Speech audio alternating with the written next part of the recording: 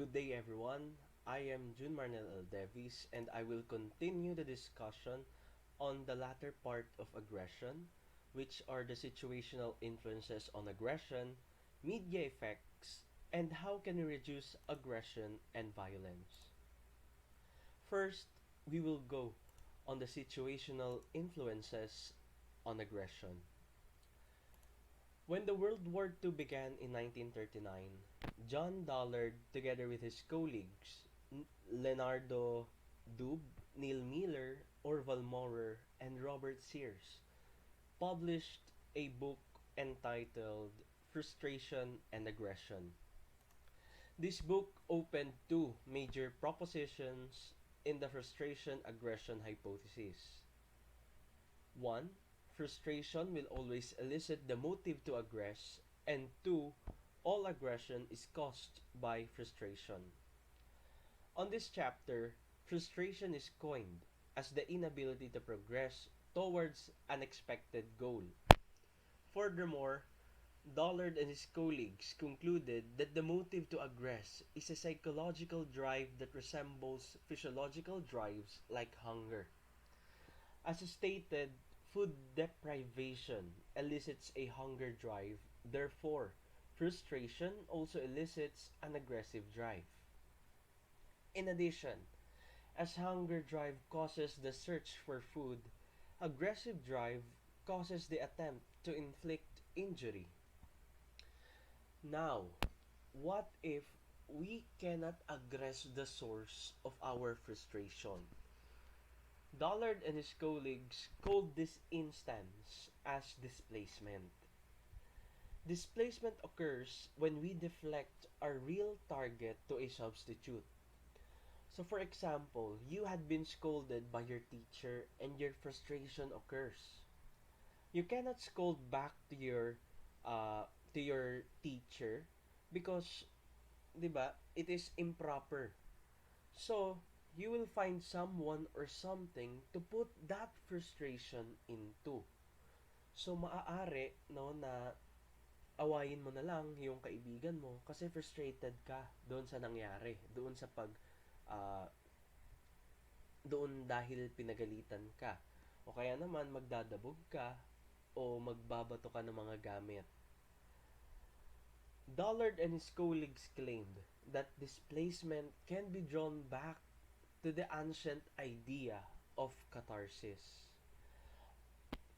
Catharsis, 'di ba, is an emotional release due to strong emotions. On this note, Dollard concluded that we can reduce our aggression through the method of catharsis. Okay?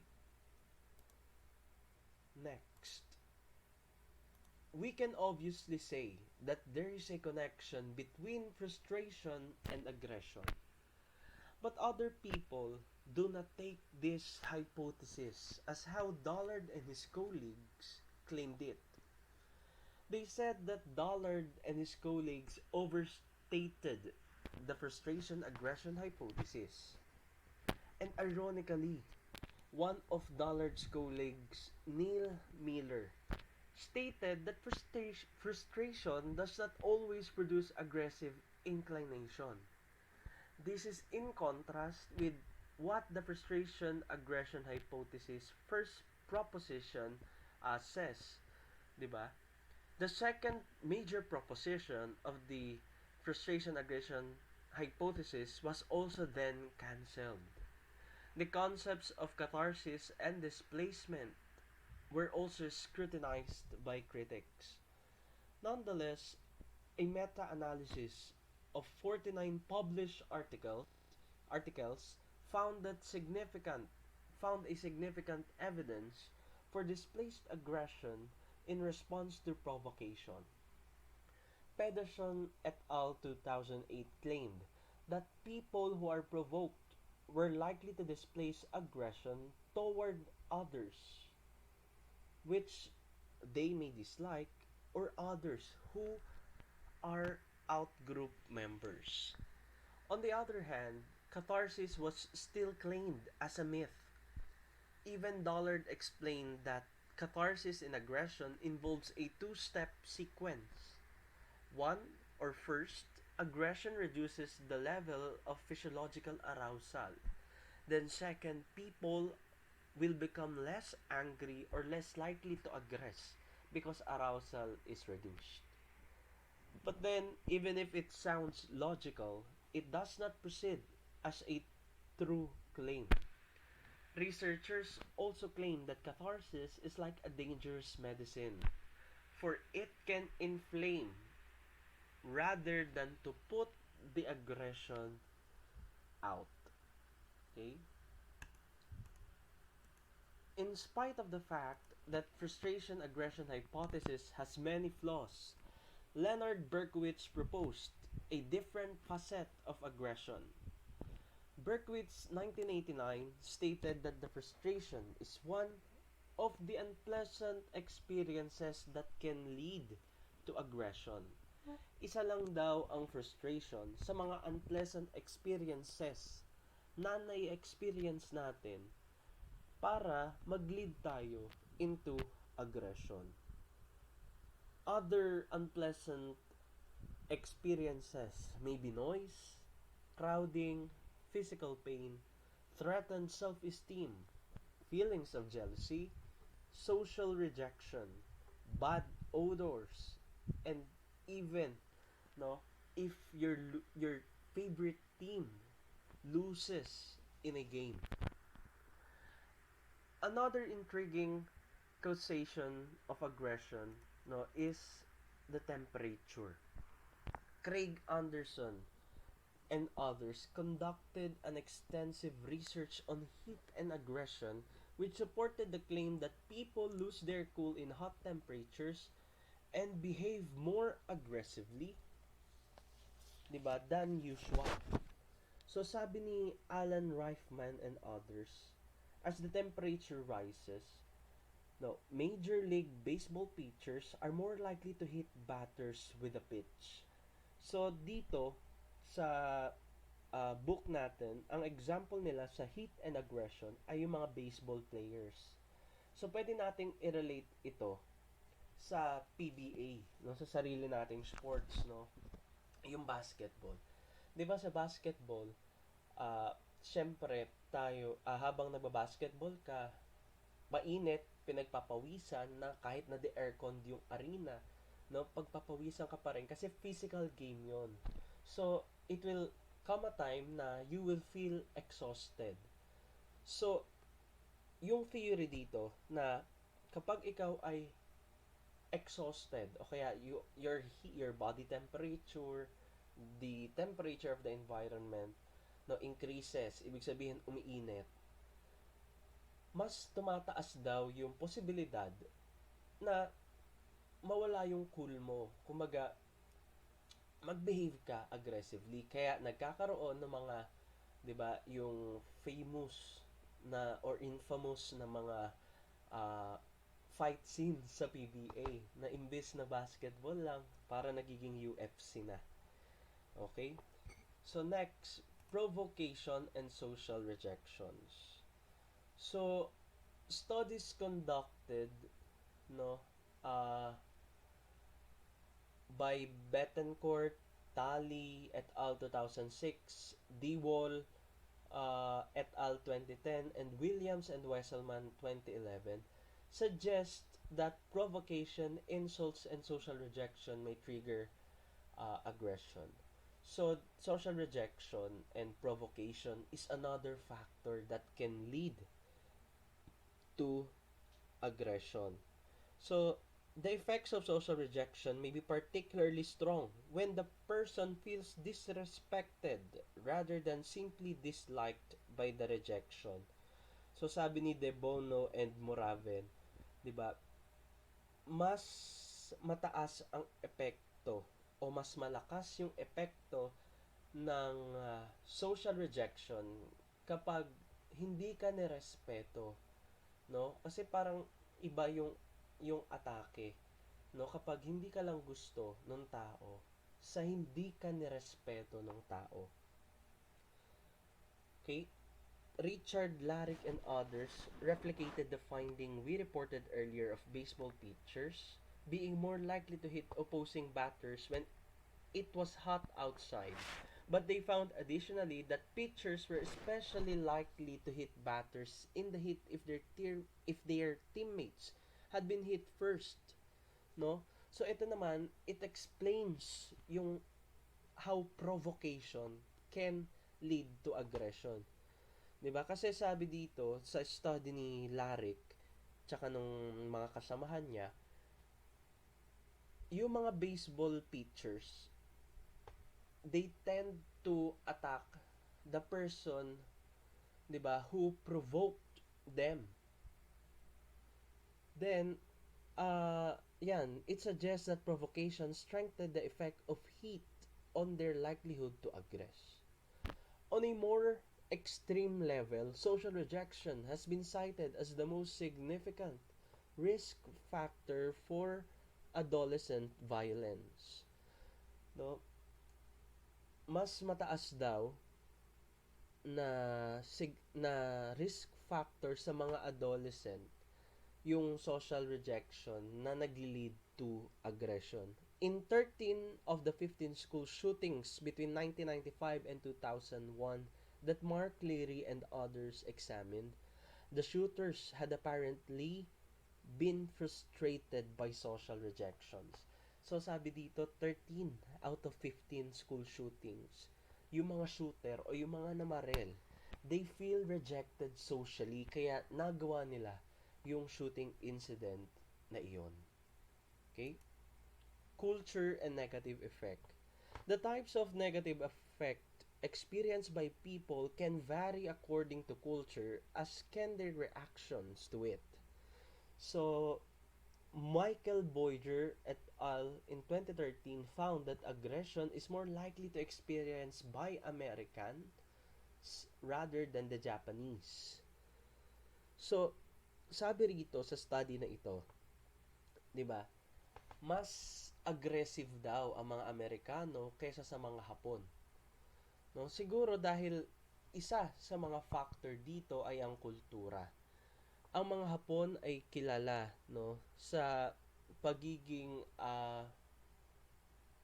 kalmado o kaya yung less aggressive sila kaysa sa mga Americans. Shinobu Kitayama and others 2015 proposed that for people in collectivist cultures such as Japan, anger in reaction to frustration might violate culture values of social harmony. 'Di ba? So tulad nga nung sinabi ko, nasa kultura ng mga Hapon na 'di ba, they value social harmony. Kaya kung sila, they will easily react on the frustration. Parang na-violate nila yung kanilang paniniwala sa social harmony. Kaya they will not lead to that aggressive behavior. Okay? Instead, collectivist cultures show greater support for hierarchy and social rankings, and anger in this setting is more likely to reflect a display of dominance from those occupying a high social status. Consistent with the hypothesis, Ji-Yoon Park et al. 2013 found that Japanese individuals of relatively low status expressed anger less often than those of higher status did. For Americans, in contrast, those who felt they had relatively low status expressed anger more frequently than did those who felt they had relatively high status. So yun nga, dito ine-explain lang na yung mga Amerikano kasi 'di ba, they are more liberal. So yung mga tao na nasa low status tapos they are deprived of their rights, they react more aggressively, 'di ba, to high ranking positions. Okay? Then next, arousal. So in chapter 9 we have described the process of excitation transfer, in which the arousal created by one stimulus can intensify an individual's emotional response to another stimulus. No, physical exercise is a highly arousing but emotionally neutral experience. Can it increase aggression as well as attraction? The research of Dolph Zillman in 1983 and 2003 suggests that it can. The scope of excitation transfer is not limited to physical exercise. Noise, violent movies, arousing music all have been shown to increase aggression. Heat has an interesting effect on arousal. Although people believe that heat lowers arousal, it actually increases it.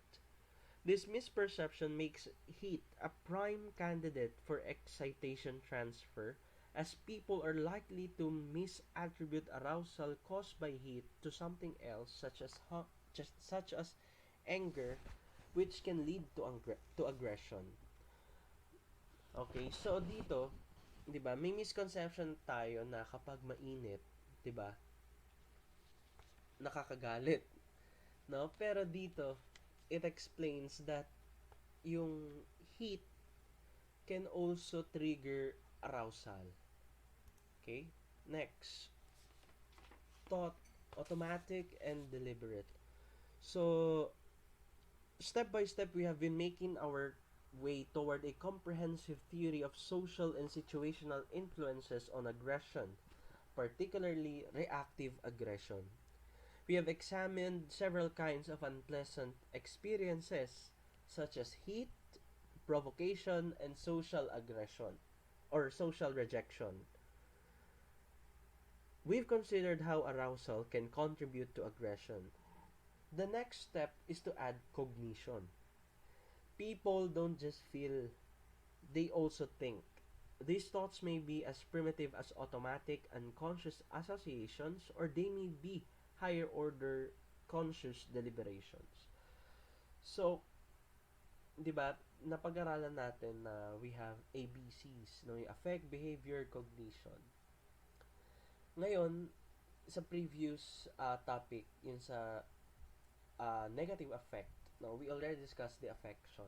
Now, we discuss cognition. Passive cues. As we have earlier discussed, no other stable, relatively wealthy country in the world comes even close to the United States in terms of prevalence of guns used in violent crime. Guns, of course, are only an instrument. It's the people who are pulling the trigger.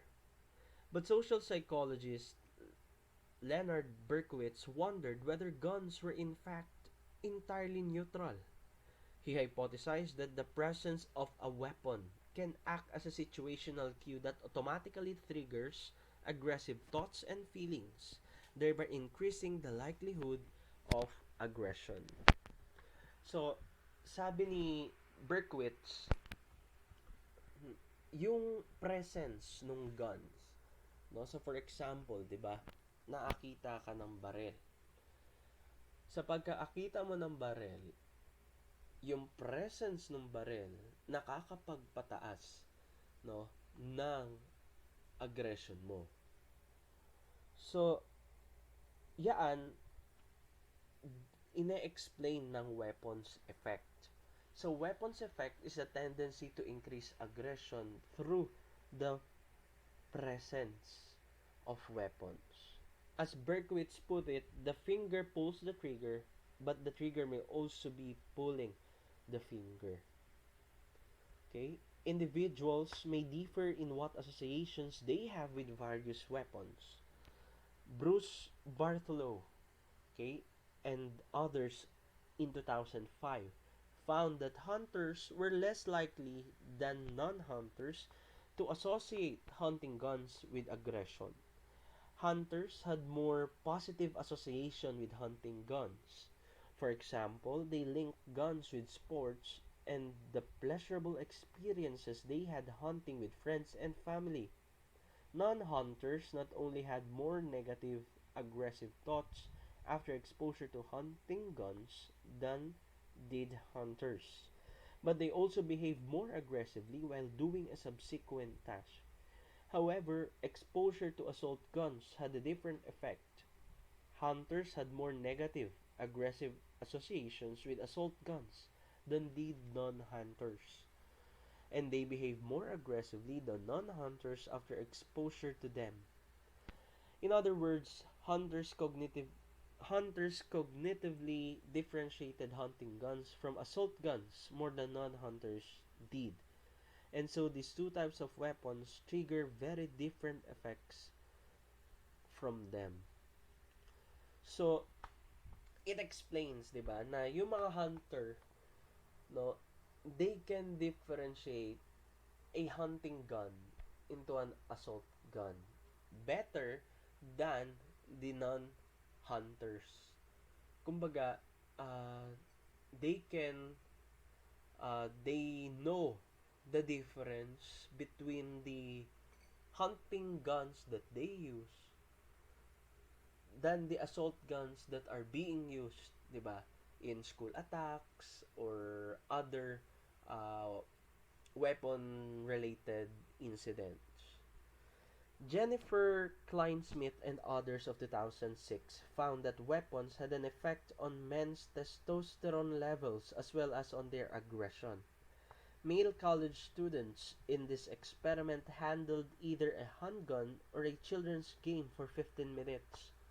Relative to the students who interacted with the game, the students who interacted with the gun showed increased testosterone levels and exhibited greater aggression against another person.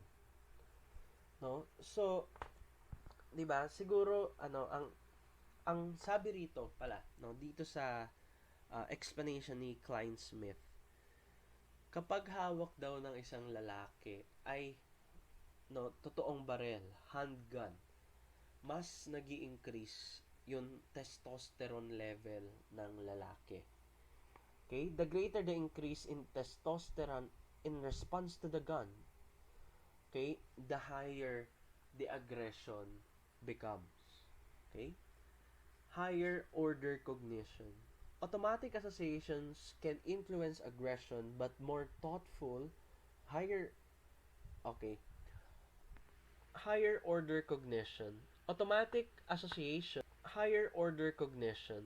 Automatic associations can influence aggression, but more thoughtful, higher order processing of information also plays a very important role in determining whether and how people will aggress. Okay? So, hostile attribution bias is the tendency to perceive hostile intent in others. So people's thought about the intentions of other people can determine whether they are likely to respond aggressively. Okay? Research has found hostile attribution bias to be associated with both physical and relational aggression. 'Di ba? For example, children who are chronically aggressive and have been rejected by their peers see hostile intent where others don't.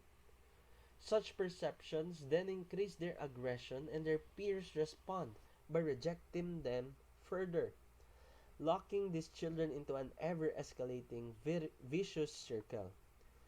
Chronically aggressive adults too expect and perceive hostility in others' motives and behaviors. Okay, so yung example dito, kapag no, mas tinutulak natin palayo yung ating mga kaibigan, mas tumataas din yung hostility nila towards sa atin. Kaya tumataas yung aggression. Okay?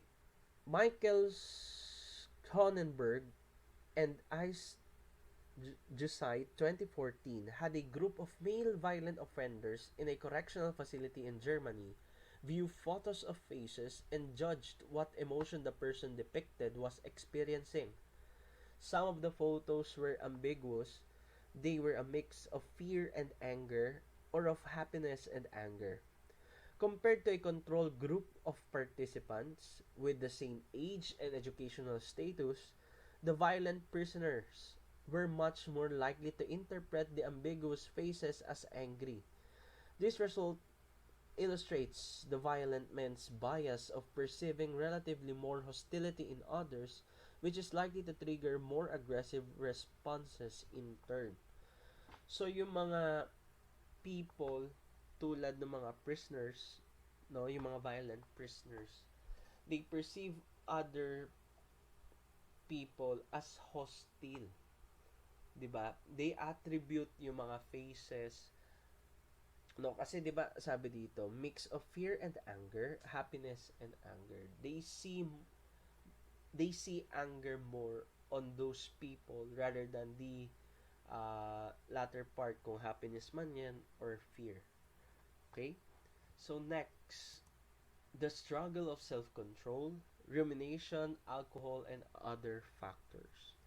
Not all insults, frustrations, or other situational triggers lead to aggressive behaviors. More often than not, we control our aggressive impulses and restrict our desire for revenge to our fantasies. It is quite clear that the ability to practice self control is vital to the inhibition of aggression. Denson, DeWall, and Finkel 2012 and DeWall, Finkel, and Denson 2011 claim that the failure of self control causes aggressive and violent acts. Okay, so in this chapter, we already discussed the role of executive functioning and prefrontal cortex in enabling people to exhibit self-control and resist aggression. One such factor is rumination. Rumination in this context is a repeated thinking and reliving of the anger-inducing events and even planning or staging revenge. No, so angry rumination can take a minor situational factor that otherwise might have faded away after a few minutes and enable it to retain its force to cause anger and aggression over a long period of time. So sabi dito, ang rumination, ayun yung pag-iisip natin ng paulit-ulit doon sa anger-inducing events. No? We tend to plan or to stage a revenge para mapunan yung frustration o yung anger-inducing events na iyon. Okay? A growing set of studies have demonstrated that this kind of rumination contributes to direct and displaced aggression, arousal, and raised blood pressure, negative effect, and aggressive cognitions. Rumination also reduces people's self-control abilities. Therefore, is another way that rumination contributes to aggression by impairing people's ability to inhibit aggression. So, yon. In-explain dito na ang rumination, no, ay nakakapag, no, contribute sa aggression dahil ini-impair nito yung abilidad ng tao na inhibit yung aggression. Okay? So another notorious, no, as described on our book, no, notorious obstacle to self-control is alcohol. Alcohol is implicated in the majority of violent crimes, suicides, automobile fatalities, and sexually aggressive incidents between college students. Okay? So, another way that alcohol can lead to aggression is through what Claude Steele and Robert Josephs called alcohol myopia. Alcohol myopia, 'di ba? Is one's narrowing on focus of attention, 'di ba? Intoxicated people respond to initial salient information about the situation but often miss later, 'di ba? Okay, so itong alcohol myopia, it explains, 'di ba, that nababawasan yung ating focus of attention sa isang bagay dahil sa alcohol. So, imbes na makita natin kung ano talaga yung uh, pinapahayag ng isang tao, we tend to narrow it, no? Kasi nga, we are intoxicated. This narrowed focus can therefore make aggression much more likely to occur unless the intoxicated person's narrow focus can be distracted towards something safer.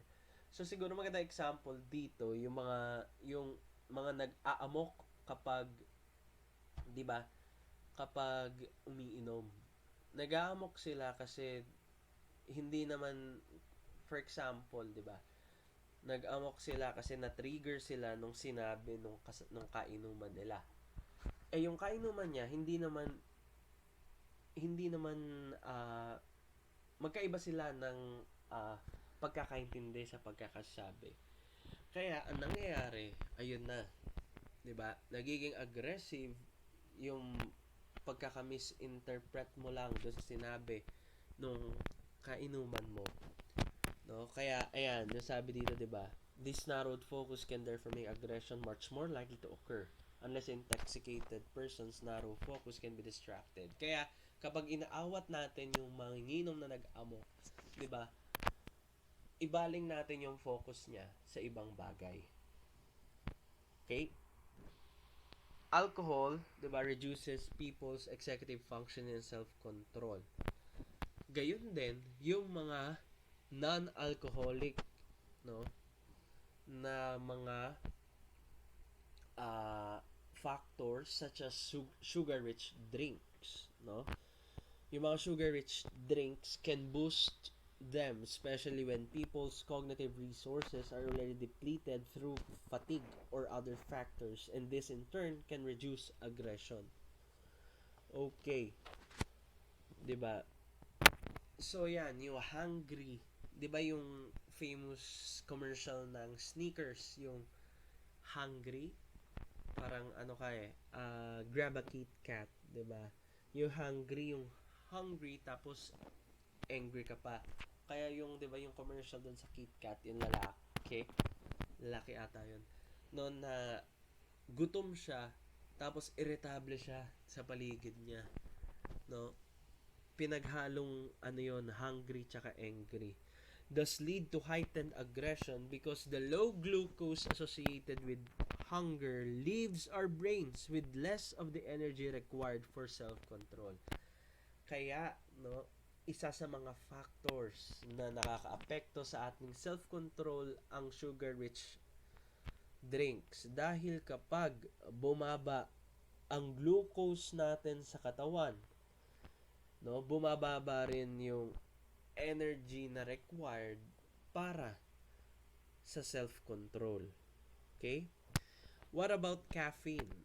Does it give people a boost that might help them control their impulses if their cognitive resources have been depleted? The problem here is that caffeine also significantly increases people's arousal, such as by raising blood pressure and adrenaline. And this in turn can increase aggression. Indeed, Thomas Denson, Mandel, Jacobson, and others found that participants who thought they had consumed caffeine but actually did not showed reduced aggression after they had been cognitively depleted by a long, boring mental task. But those who actually consumed caffeine did not. So, caffeine ay isa rin sa mga factor kaya hindi natin napipigilan ang ating sarili, no? Si caffeine ay may epekto sa ating arousal kaya siya, no, ay nagli-lead into aggression. Okay, putting it all together, some researchers have attempted to take all these factors we've been discussing that influence reactive aggression and put them together into one overarching model. Craig Anderson and others produced the especially influential General Aggression Model, or GAM. Okay? So, GAM proposes that various aversive experiences, situational cues, and individual differences can create negative affect, high arousal, and or aggressive thoughts, each of which can lead to aggression. So, sabi sa first basic ng GAM, yung mga aversive experiences natin, yung mga frustration, heat, 'di ba? Yung situational cues, yung tulad ng barel o handgun, tsaka yung individual differences o yung ating, 'di ba, hostile attribution bias ay bumubuo ng negative affect, high arousal, at aggressive thoughts na nagli-lead to aggressive behavior. Second, whether aggressive behavior is then likely to resolve depends in part on the outcome of higher order thinking, which can either inhibit aggression, 'di ba, or facilitate it. So yung aggressive behavior natin ay nakadepende kung paano natin ito uh, pag-iisipan. No, pwedeng, 'di ba, yung higher order thinking natin mapababa yung aggression. O kaya naman, tulungan pa na mas tumaas yung ating aggressive behaviors. Okay? Ellie Finkel in 2014 and his colleagues introduced the I to the third, no? I ano bang basa? I cube, sorry. I cube theory. This theory emphasizes the role of self-control in aggression, which we just discussed in the previous section. The three I's stands for: first I, instigation, social factors that often trigger aggressive impulses. Second I is impellence, personality and situational factors that promote the urge to aggress when encountering instigating factors. And the third I is inhibition, the various factors of self-control we described in the previous section. So this theory pits the forces of instigation and impellence on the one hand against the power of inhibition on the other to determine the likelihood of aggression. So for example, strong provocation coupled with angry rumination can overpower a person's self-control abilities that have been compromised by alcohol, resulting in an elevated likelihood of aggression. So, sabi dito sa example, 'di ba, yung strong provocation, no? Ayan, yung pag-provoke sa iyo, yan ay isang example ng instigation. Social factors. Social example na ng social factors. Okay? Then, nadagdagan pa raw ng rumination. Kumbaga, inisip mo ng inisip yung uh, factors na iyon, no, na nag-urge ngayon sa'yo na mag-aggress. Tapos, nagiinuman pa kayo. You are intoxicated with the alcohol. Then, you cannot inhibit the aggression, but, no, it will aggress you more. Okay? Next topic is about the media effects. So, violence depicted in the media has been a target of attack and counterattack for decades. But the amount, intensity, and graphic nature of the violence have continued to escalate. According to 2009 report by the American Academy of Pediatrics, by the age of 18, no, the average American young person will have on average viewed about 200,000 acts of violence on television alone. No, grabe. Sabi rito, for an average, for an 18-year-old American, sa tanang buhay niya doon sa 18 years na nabubuhay siya, nakanood na siya ng 200,000 violent acts sa TV pa lang. So, about 97% ng 12 to 17 years old sa United States, they play violent video games.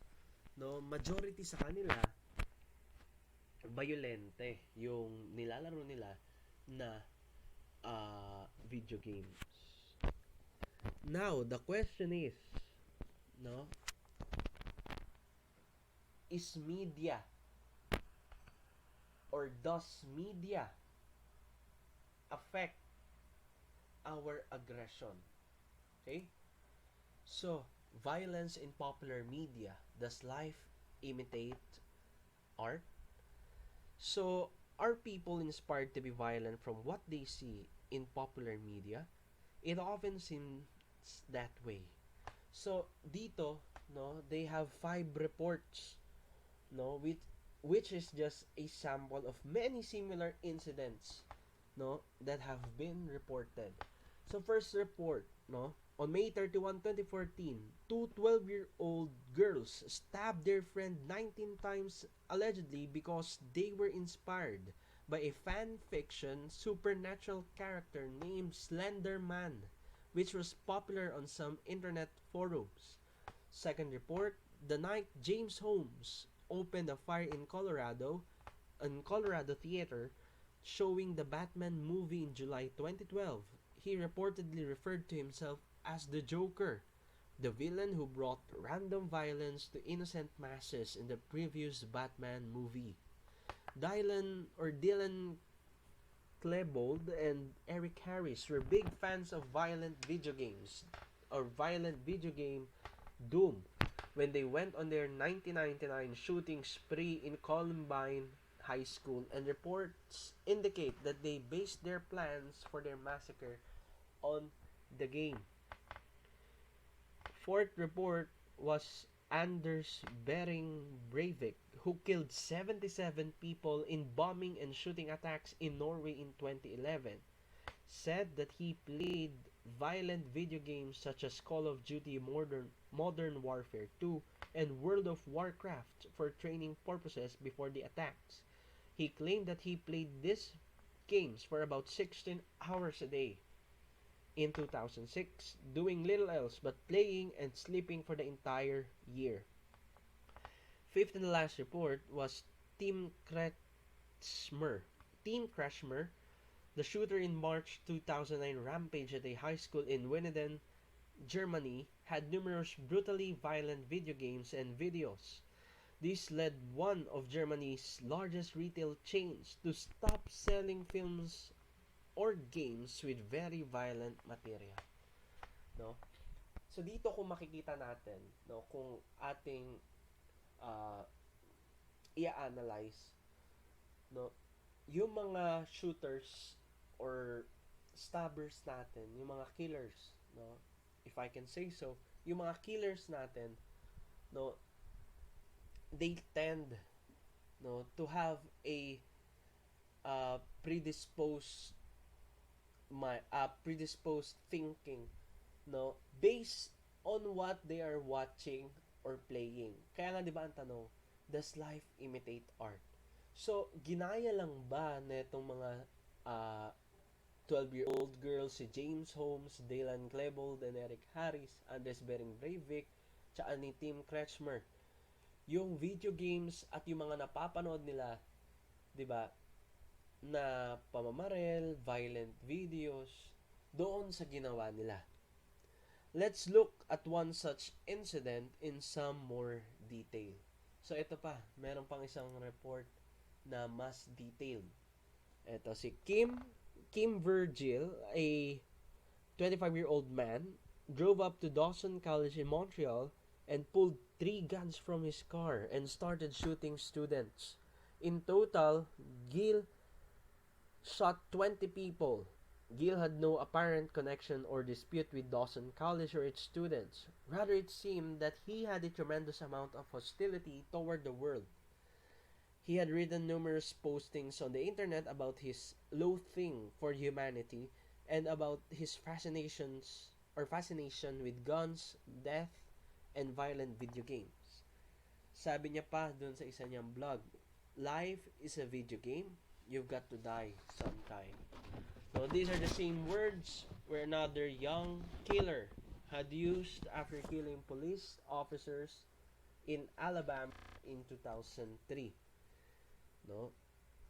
In a scene similar to one depicted, no, in the killer's favorite violent video game.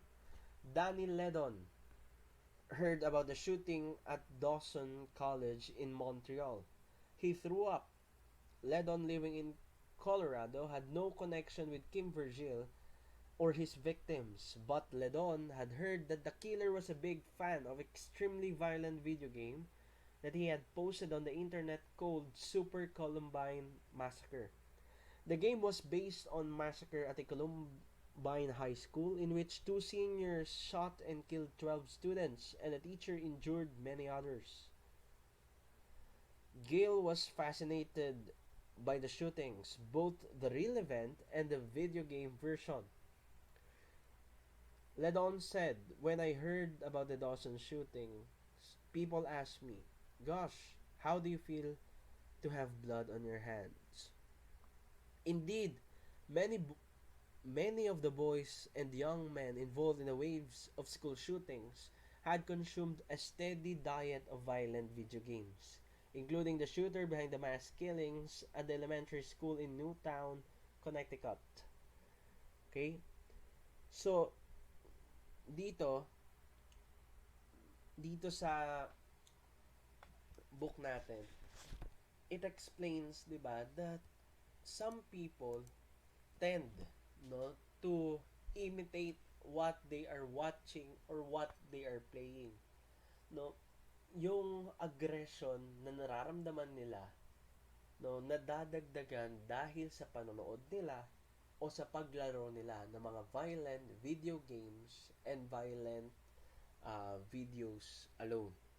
Okay? If you ask people whether exposure to media violence causes real aggression, most would probably say that they doubt that it does, or that there has ever been clear evidence one way or another on this question.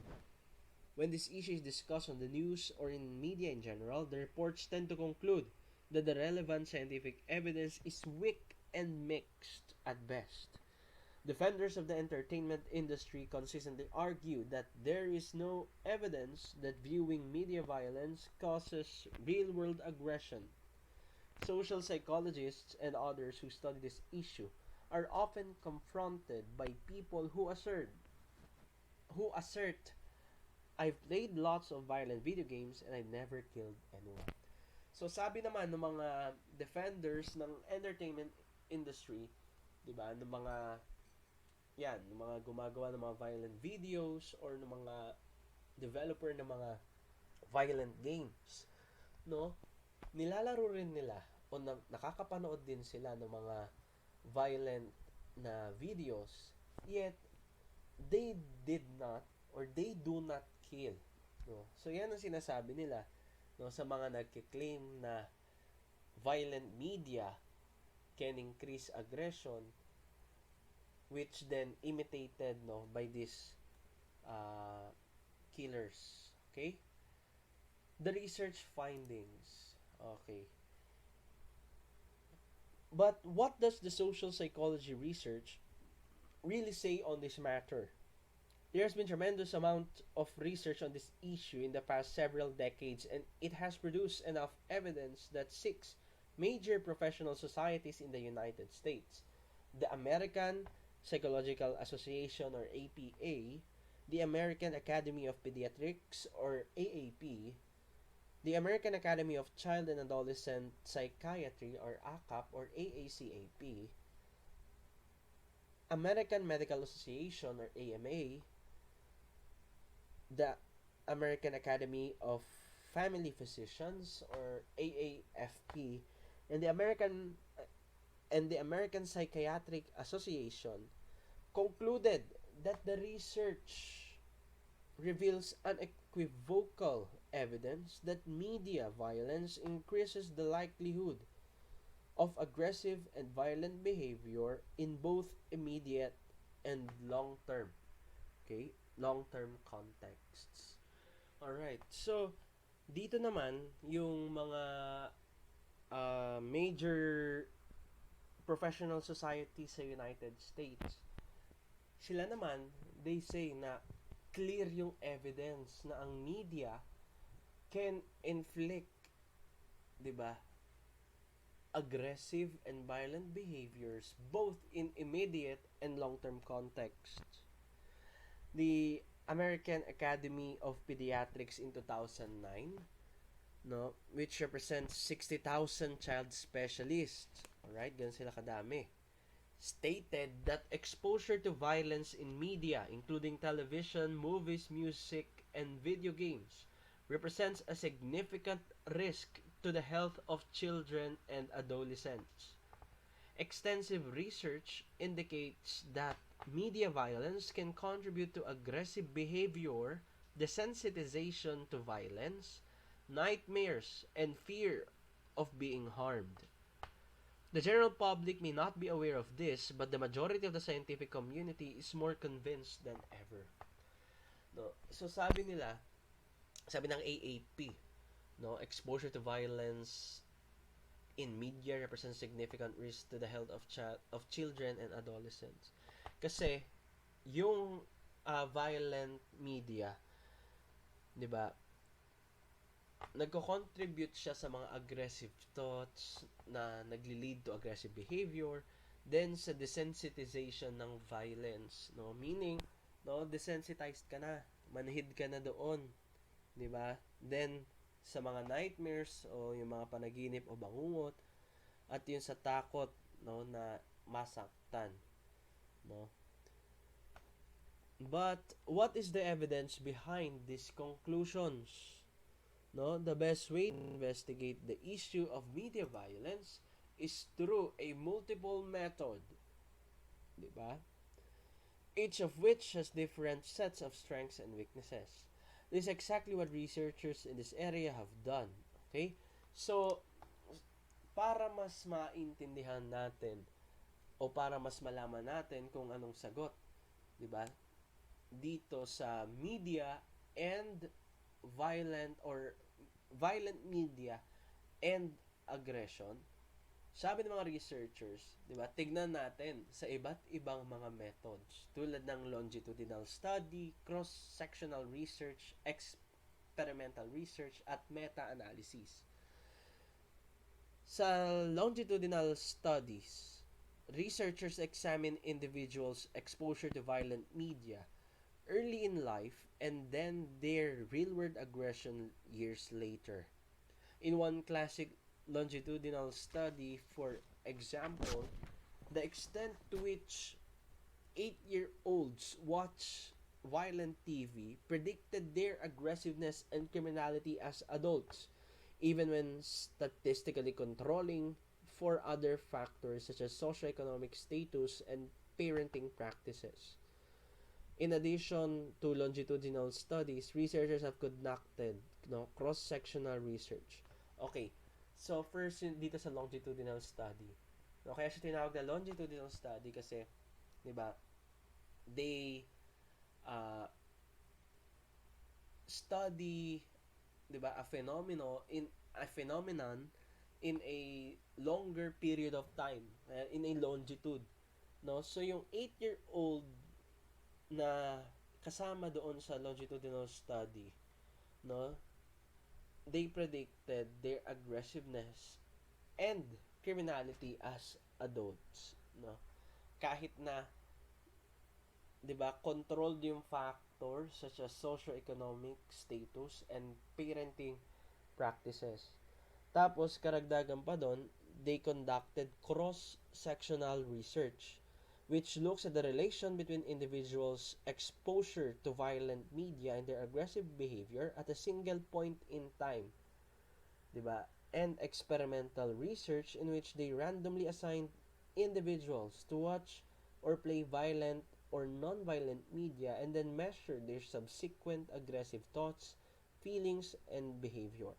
Sa cross-sectional research, kaya cross-section kasi, 'di ba, they relate individuals in a single point in time, no? Then sa experimental research, 'di ba, they have, no, yung control group wherein, 'di ba, they are watching violent, non-violent, where they are watching no, violent media, then the other group watching non-violent media. Okay?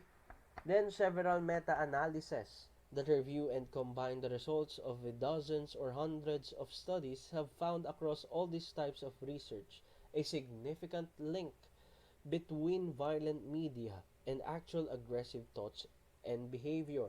One review, for example, examined the relationship between exposure to media violence and real aggression in 46 longitudinal studies, 86 cross-sectional surveys, 28 field experiments, and 124 laboratory experiments, totaling more than 50,000 participants.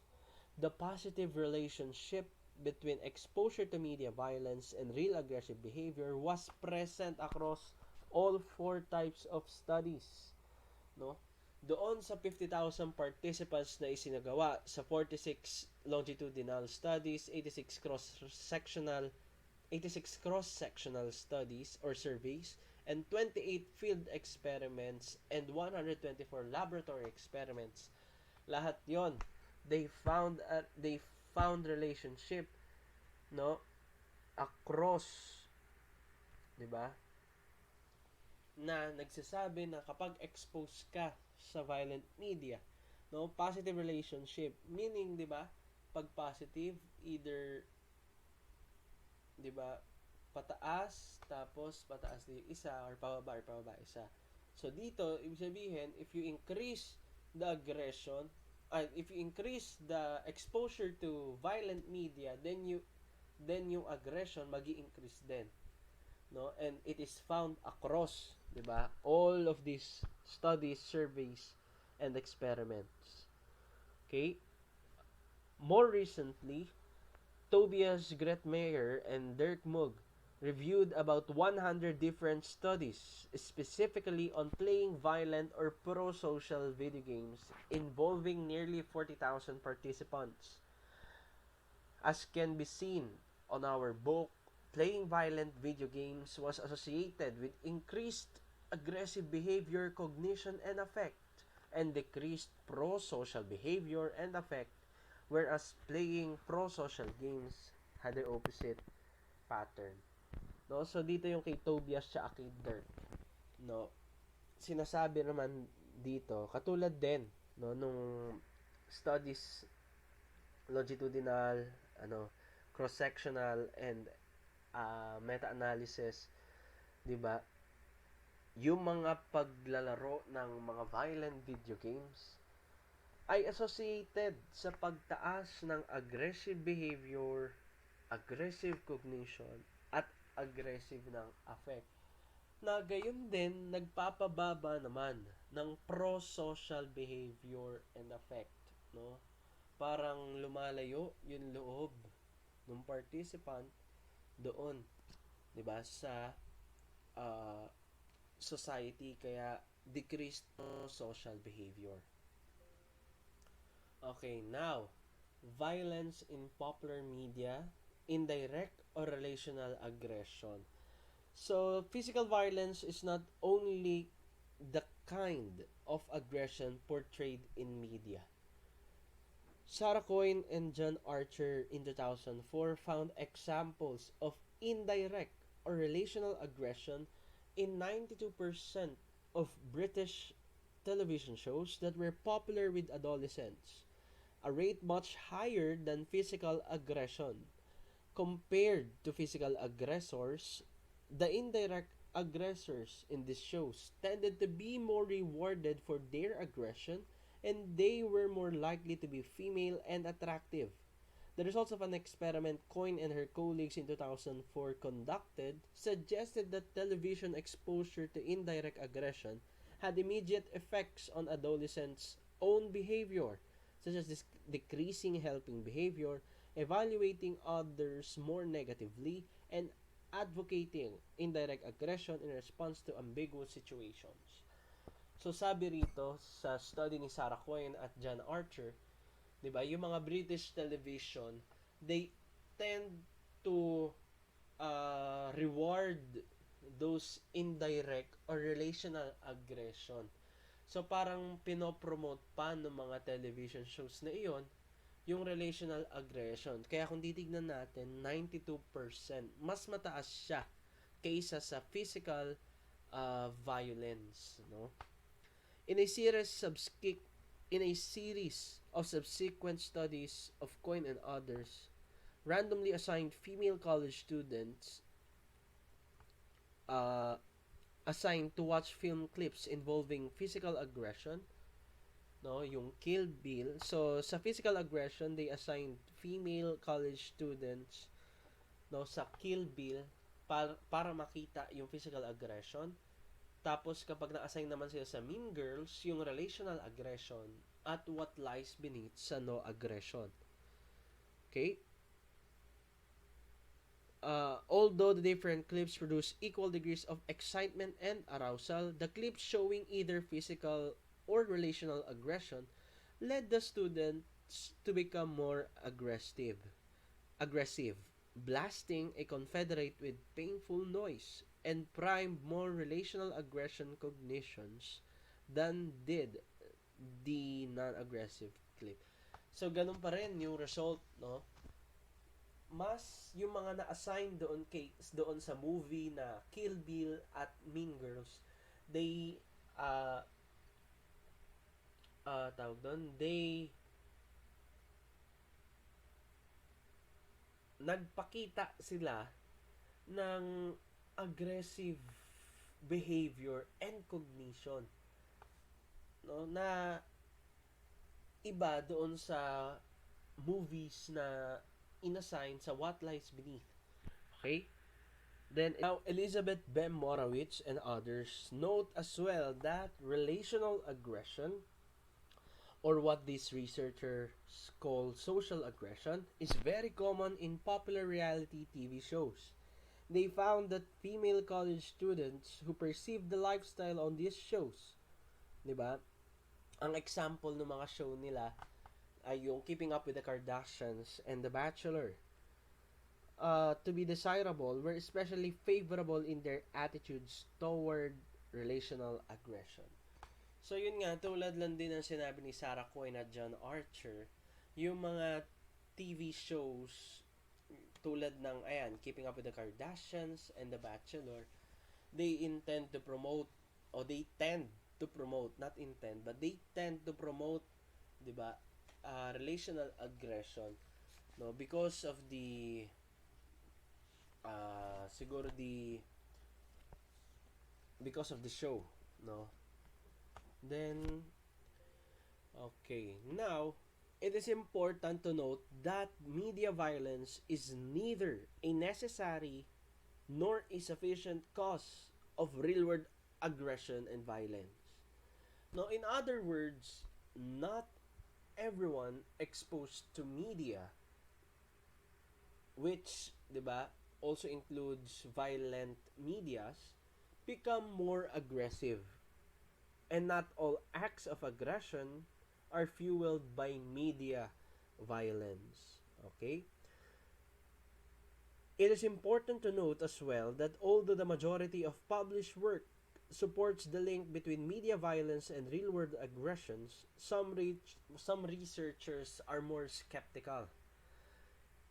One of them is Chris Ferguson, wherein he led the charge criticizing much of the research that has been published on the issue.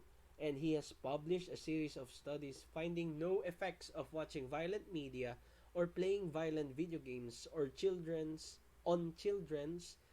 di ba, and adolescents aggression. No?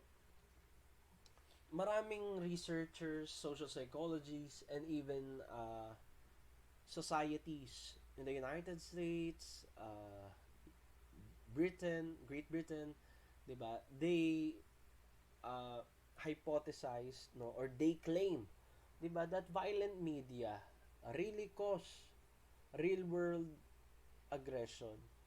But okay.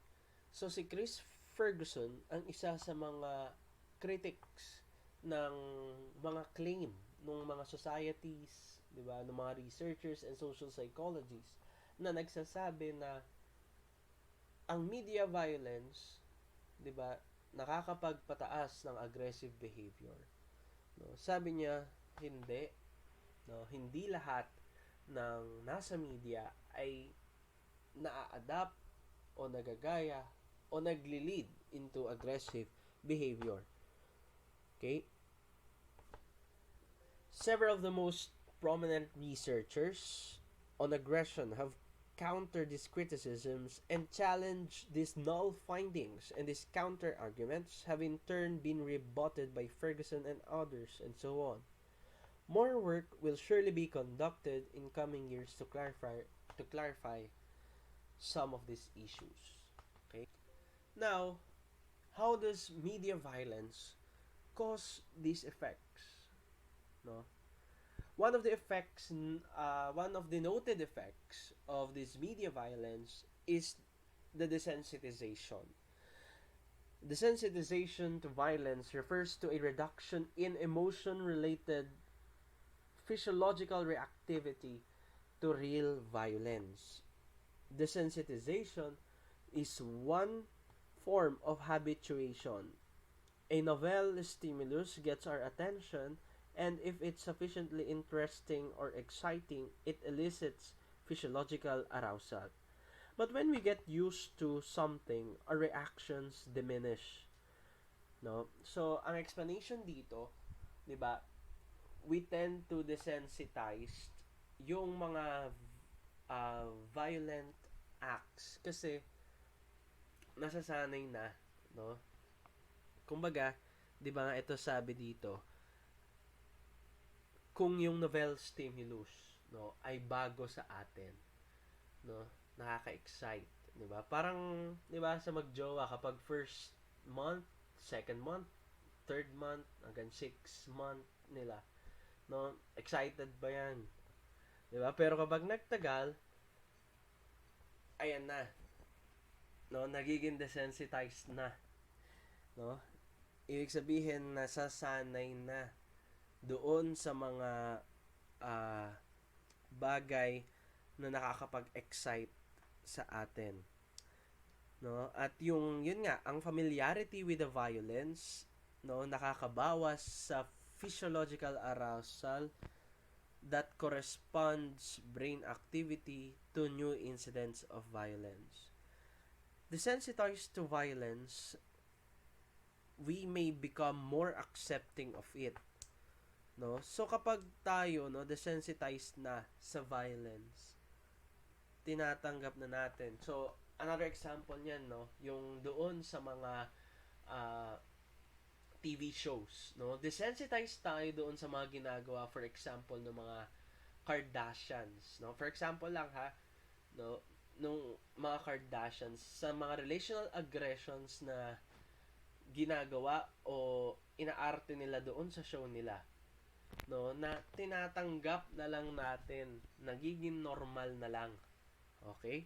Pero itong mga relational aggression na ito, 'di ba? For example, yung 'di ba, parang kasi the Kardashians tend to promote, 'di ba, yung mga uh, negative or toxic behavior.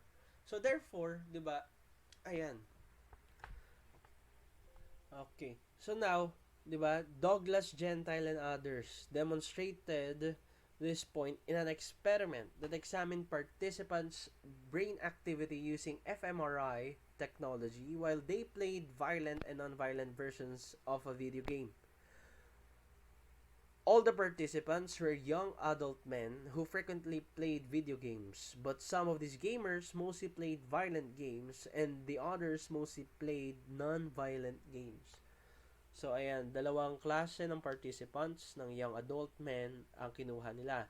Yung mga naglalaro ng violent games at yung mga hindi naglalaro ng mga violent games.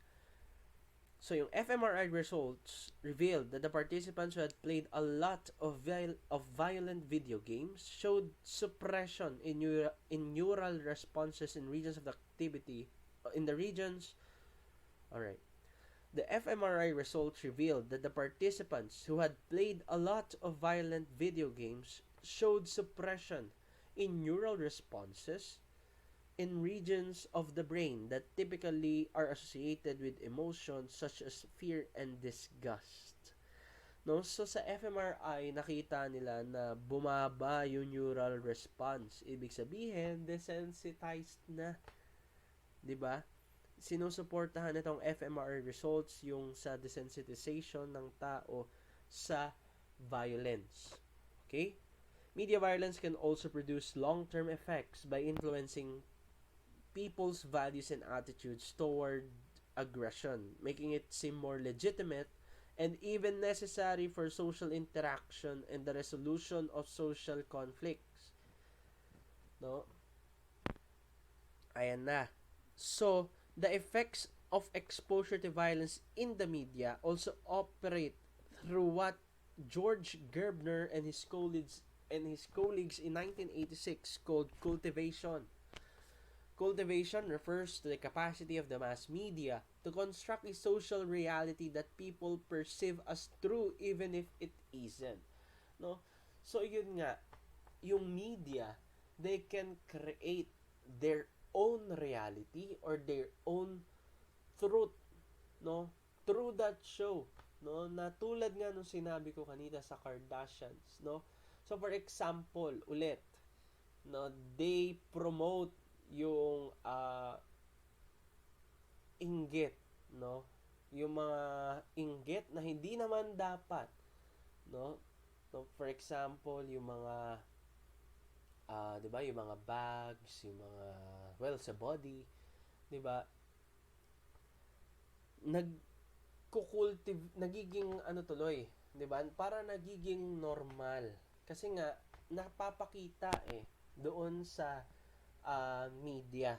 Kaya it results to cultivation.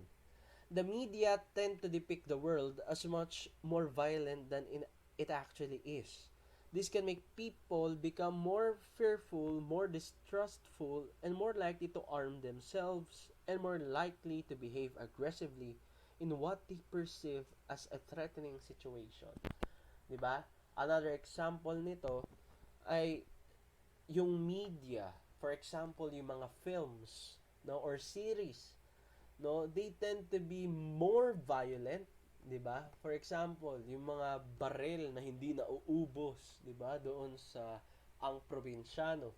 Kaya yung mga violent films na makita mo, 'di ba, dumadanak yung dugo, tumatalsik, 'di ba? Mas nagiging ano tuloy yung tao, mas nagiging takot na imbis na, 'di ba? Yung saktong takot lang. Hindi, mas natatakot sila. Mas nagiging distrustful at mas, 'di ba, tumataas yung aggressive tendency doon sa isang situation. Okay? Now, can media cause positive or pro-social effects? Okay? The vast amount of attention and research has focused on the negative effects of popular media, but can positive media images and messages produce pro-social rather than antisocial effects? The evidence thus far is encouraging. Chapter 10 on helping others discusses some of this work, including a meta-analysis of 34 studies that found a reliable positive effect of pro-social television on children's pro-social behavior. So, yung positive media, no, yung mga positive shows, no, yung mga nagpro-promote kunwari ng less violent or no violence at all, 'di ba? They tend, no, to have a pro-social effect, no? Meaning kung ano yung positive na napapanood ng tao, nagagaya niya or naa-adapt niya, kaya nagiging pro-social siya imbis na anti-social na tulad ng ginagawa doon sa violent video games. Okay? So next, pornography. Just as the effects of violence in popular media have been discussed and debated for decades, So too have the effects of media displays of sexual material. Okay? Defenders and opponents of pornography argued their positions passionately. So, what does the social psychology or social psychological research say? Okay, it is important to recognize the challenges of conducting research on such a controversial and sensitive issue, such as the ethical challenges involved in conducting experiments using pornography. Okay, but first, now let us define pornography on this context. Okay, pornography, ayan, it refers to an explicit sexual material, regardless whether it is moral or aesthetic qualities. Okay? So, ayan yung meaning. Okay? It is crucial, however, to distinguish between non-violent and violent pornography. Diba? In discussing the relationship between pornographic displays and aggression. Non-violent and violent pornography. No. The results of research on nonviolent pornography confirm the importance, no, of these factors. No, these factors are arousal and effect, no, that causes aggression. Okay, for many people, viewing attractive bodies elicits a pleasant emotional response and moderate levels of sexual arousal. This combination of positive effect and only moderate arousal is unlikely to trigger much aggression. According to Michael Seto and others, in 2001, there is little support for a direct causal link between the use of nonviolent pornography and sexual aggression. However, there is more evidence for an association between pornography use and attitudes supporting violence against women. Okay? So sabi ni Michael Seto, maliit daw yung mga maliit daw yung link between non-violent pornography, no, and sexual aggressions, no. So sabi ni Michael Seto, kapag nanonood ka ng mga non-violent pornography, siguro ito yung mga pornography na diretso sabak agad.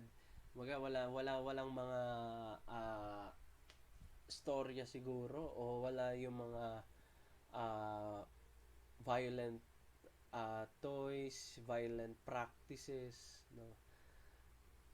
Kaya sabi niya, okay, it does not. But 'di ba? Sabi rin dito, there is an evidence of nonviolent pornography, or rather, there is an evidence for an association between pornography use and attitudes supporting violence against women. Adding violence to pornography greatly increases the possibility of harmful effects. No? Violent pornography is a triple threat. It brings together high arousal, negative emotional reactions, 'di ba? And aggressive thoughts, no? So, yun nga, triple threat kasi tatlo ang atake sa violent pornography. Una ay yung high arousal. Aroused ka. Okay? Then, yung mga negative emotional reactions. Yung mga yung ito ang example ito, shock, alarm, and disgust. Tapos yung aggressive thoughts. Numerous online sites, including many that are free and can be viewed easily by minors, focus specifically on images of sexual violence against women and use depictions of women's pain as a selling point. Diba? Research suggests that the effects of violent pornography are gender specific. Male-to-male aggression is no greater after exposure to violent pornography than it is after exposure to highly arousing but non-violent pornography. But male to female aggression is markedly increased. Okay? So ayan, yung pagdagdag ng violence sa pornography, 'di ba? Mas ano siya, uh, more likely no to increase our aggression, hindi lang aggressive thoughts, 'di ba? Aggressive affection, but our aggressive no behavior. Okay? Next, individual differences. Not everyone is affected by pornography in the same way. According to a number of studies by Neil Malamuth and colleagues, the negative effects of pornography are especially likely to be evident among men who have relatively high levels of sexual arousal in response to violent pornography and also express attitudes and opinions indicating acceptance of violence toward women. This individual report more sexually coercive behavior in the past and more sexually aggressive intentions for the future. Men who score relatively high on scales such as this are more predisposed to sexual aggression than other men. The effects of pornography and aggression or negative attitudes toward women are stronger for these men than they are for other men. Another risk factor concerns men's family histories.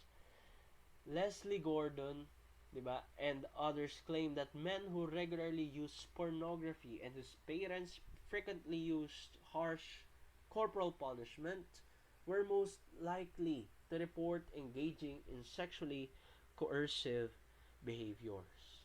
Okay? So sabi ni Leslie Gordon, yung mga kalalakihan no na may regular na panonood ng pornografiya at yung meron silang karanasan sa kanilang mga magulang ng mga harsh corporal punishments, no, sila yung uh, mas nag-engage sa sexually coercive no behaviors, no. So yung mga for example siguro dito, 'di ba, yung mga lalaki na laging pinapalo, ayan, laging pinagsasalitaan, ganyan, they tend to be in a sexually coercive behaviors, no? Siguro yung mga rap sex, no, yung mga, di ba, no? Malamuth synthesized much of this research into the confluence model of sexual aggression. Okay? The confluence model of sexual aggression proposes that for the subset of individuals who already score high on multiple known risk factors of sexual aggression, consuming pornography and increases the risk of sexual aggressive attitudes and behaviors.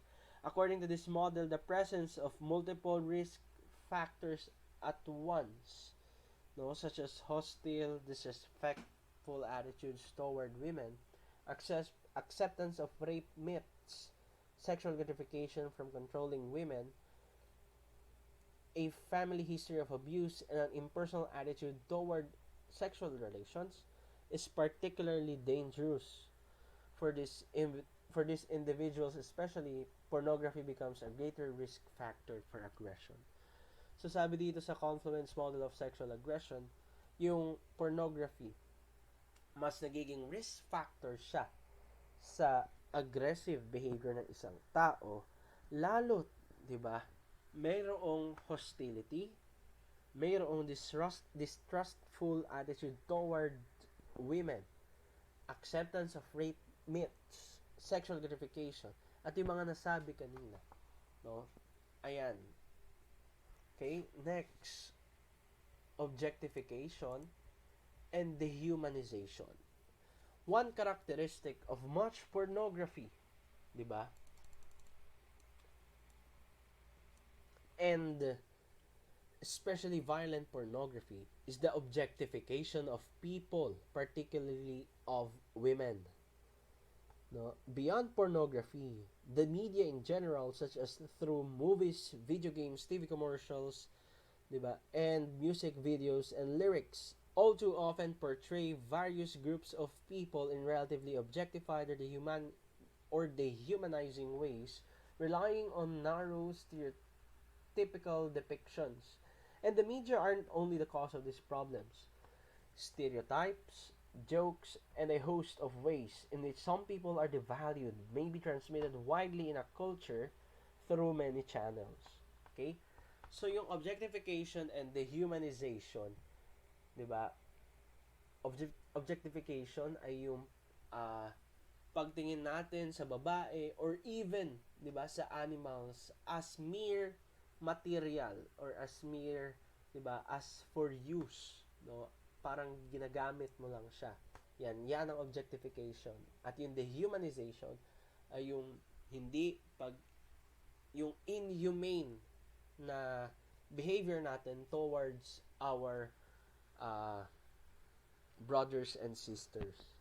No, so sabi rin dito, hindi lang yung media which depicts objectification and dehumanizations, 'di ba, can contribute to aggressive behavior. But also stereotypes, 'di ba? Yung 'di ba discuss din dito yung mga stereotypes. Yun din ay nakakapag-contribute sa objectification and dehumanization as well as yung mga jokes at yung iba pa, 'di ba, na napapasa sa atin through different channels, no? Yan, yung mga simpleng biro na nagiging biro-biro, 'di ba? For example, as we discussed in chapter 5, 'di ba? People often perceive and think about outgroup members more like objects and lower order animals than like fellow humans. These tendencies have been found to make prejudice and aggression towards outgroups more likely to result. For example, Laurie Rodman and Chris Mesher in 2012 found that men who automatically associated women with animals or objects showed stronger inclination to sexually harass or rape women. So, 'di ba, we discussed on chapter 5 about the outgroup members na 'di ba kapag ang tingin natin sa mga outgroup, no, mas mababang mga nilalang, no, kaysa sa atin.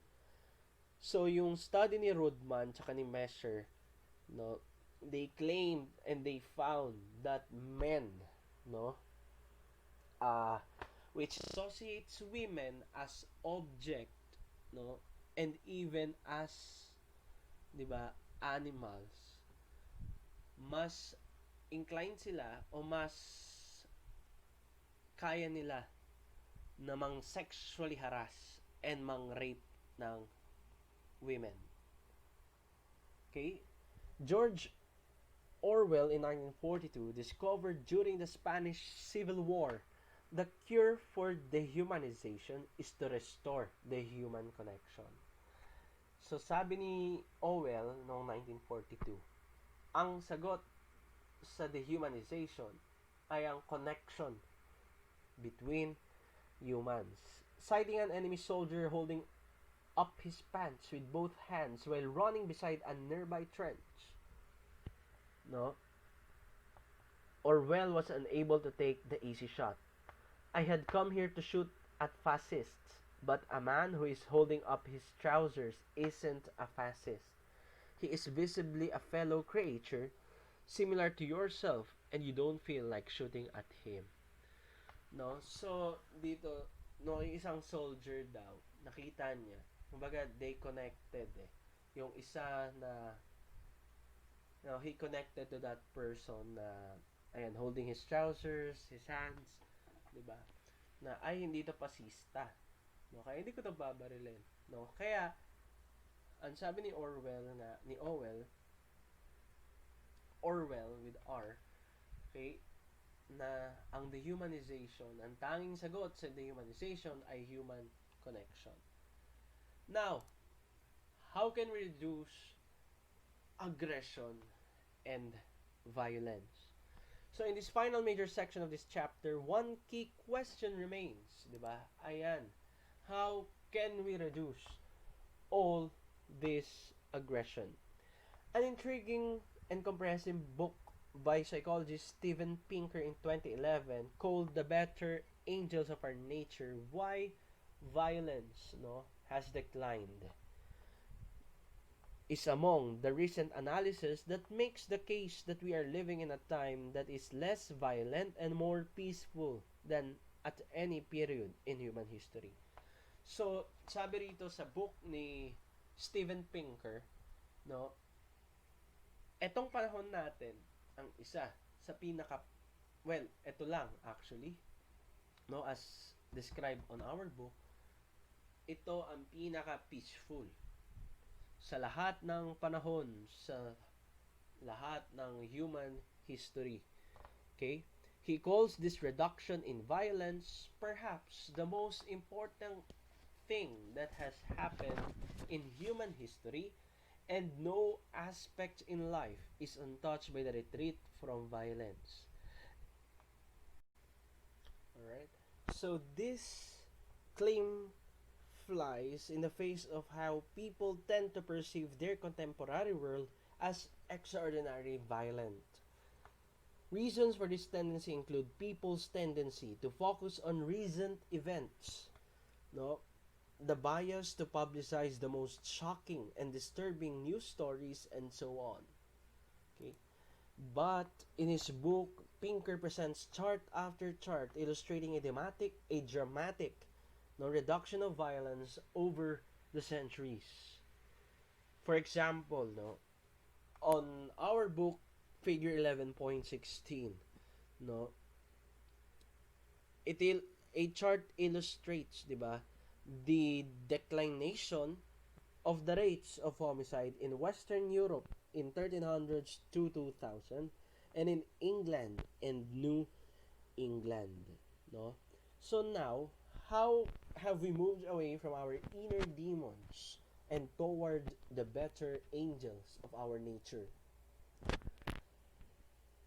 There are numerous causes, as there must be, for such huge changes. Among these are better education, enhanced power of reason, including moral reasoning, that allows us to better see beyond our immediate needs and circumstances and think in more abstract and universal terms. Okay?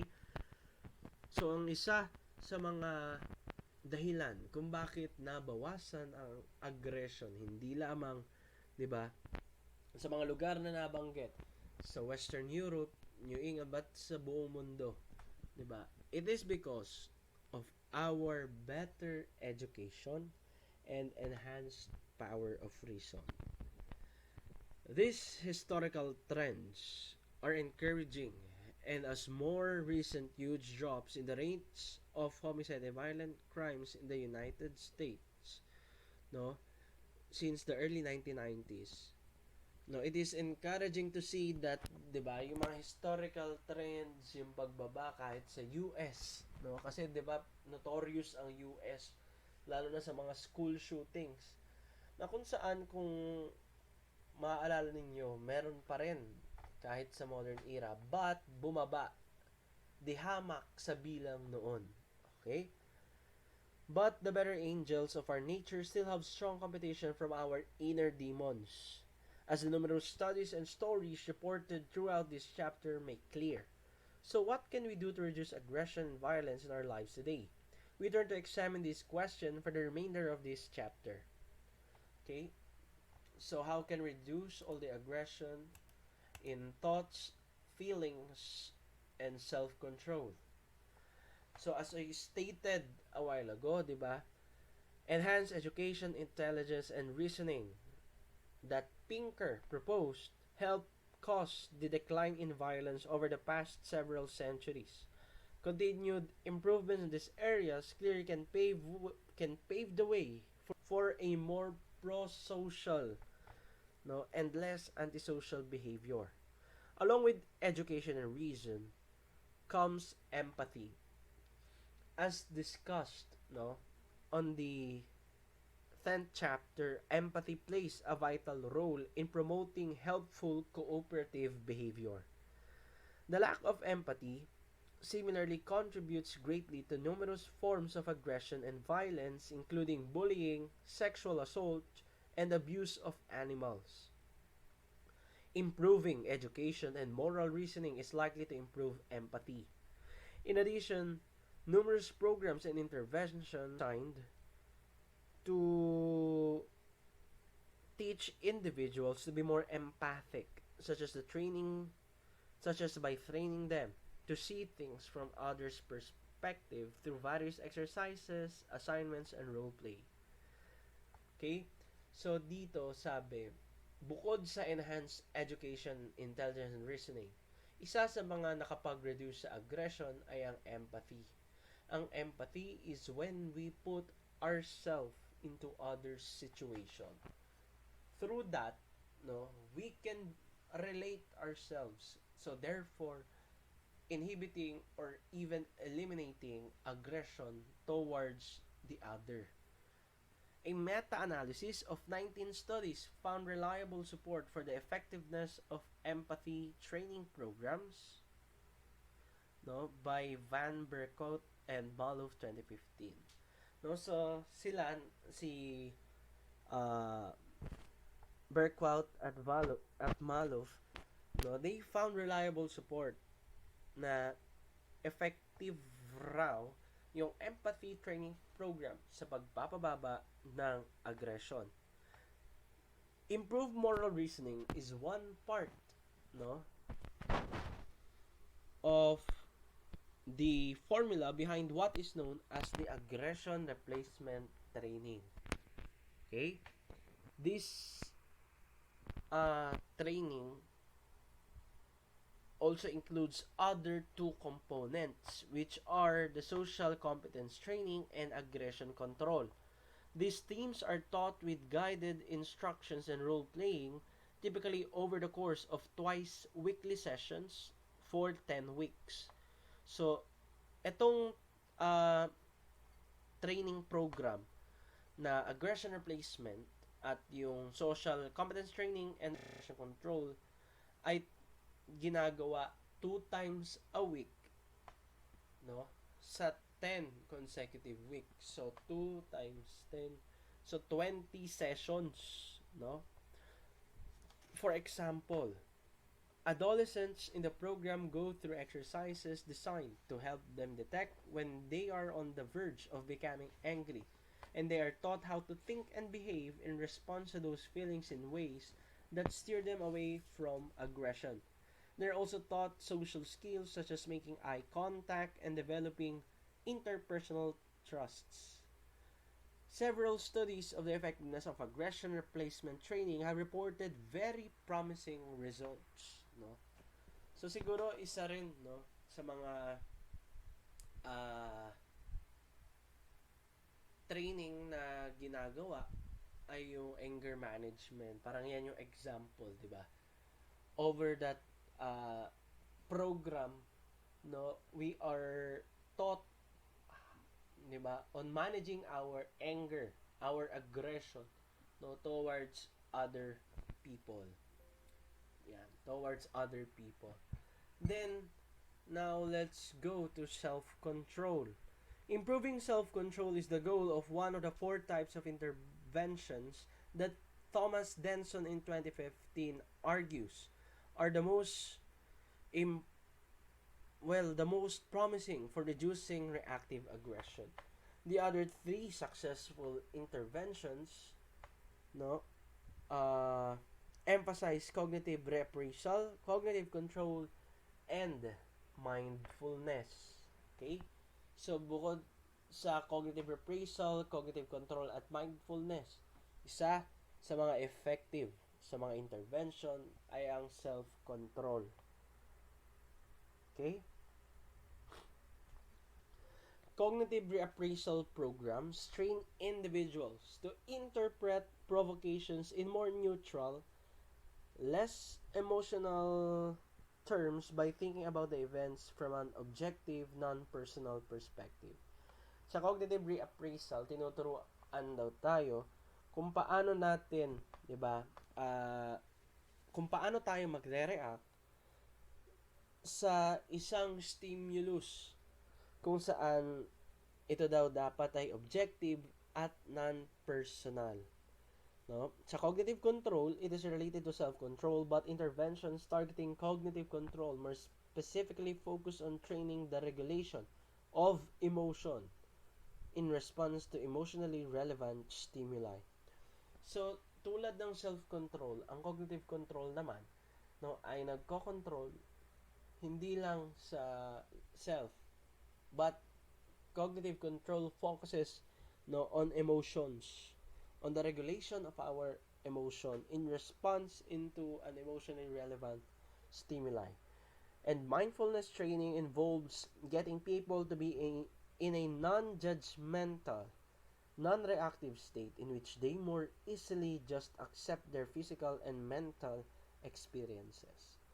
Sa mindfulness, bawal ang judgmental, no? Kaya mga tao na nag-undergo mindfulness training program, they tend to uh, kibit balikat na lang, no? Kumaga, uh, 'di ba? Ayan, a non-reactive state in which they are more easily just accept their physical and mental experiences. Okay? Denson reviews evidence in support of each of these approaches in reducing aggression. Their effectiveness, no doubt, stems from the fact that each targets some aspects of executive functioning, which we have said earlier in this chapter plays a critically important role in moderating reactive aggression. Individuals who have unusually severe problems with self control, aggressive impulses, social skills, lack of empathy, and the other factors we have been discussing are likely to need more than these programs of education and training, but instead require more extensive therapy and treatment. Treatments using behavior modification, for example, are often used to try to alter individuals' behavior through learning principles that reinforce non-aggressive actions. Medication may also be used, such as to balance serotonin levels to help improve impulse control. So, dito, i-explain lang na ang individual with this, in the ang individual na may severe problems in terms of self-control and such, no, requires psychological intervention such as therapy, no, like behavior modification or even medication, which, no, balances our hormones. Socio-cultural approaches, no. So in addition to educating, training, and treating individuals, what can be done at a broader level? So isa sa mga nakakapag-reduce daw ng aggression ay ang improved economy, healthier living conditions, and social support. Na bukod sa mga uh, personal or sa micro, ang macro perspective sa pagpapababa ng aggression ay yung nabanggit na tatlo: improve economy, healthier living conditions, and social support, no? Improvements on these fronts would likely to cascade of positive effects, no? As stated by Sidebotham and Heron in 2006, the association between poverty and child maltreatment is one of the most consistent observations in the published research. As a result, protecting families from violence also means providing family members with educational and employment opportunities. Dito ina-explain, no, ni Sidebotham at Heron na, 'di ba, tulad ng mga discussion natin kay Sir, na ang sagot, 'di ba, sa isang progressive na country ay ang pagpapababa ng poverty. Kasi 'di ba halos yung criminality and other social conflicts ay nagro-root, no, nagmumula sa kahirapan. Kaya kapag ang isang mahirap na pamilya ay binigyan mo ng oportunidad sa education, sa employment, no, it will decrease, no, aggression, 'di ba? For example, another example, 'di ba? Madalas na Actually ngayon, lalo na ngayong panahon, madalas na nababalita o kaya nakikita natin sa Facebook news feed, ang mga nahuhuli, yung mga nagnakaw sa 7-Eleven, nagnakaw sa ganito, kumuha ng ganito. No, mga kumbaga ang tawag nga nila, yung mga maliliit na tao. No, na kung tutusin, 'di ba? Parang okay. Pero again ha, it is illegal to steal. Okay? Pero nagagawa nila 'yon dahil sa kahirapan. Wala sila and they need to survive, 'di ba? They need to eat, they need to drink. So they will result into yan, thief to stealing. Okay? To theft rather, hindi thief, to theft or stealing. Okay? Okay, now as we discussed no on the latter part of our chapter no I of the former no part of the chapter no media no plays an important role in one's violence. So Krahe and Bushing 2015 conducted a media intervention study no about this.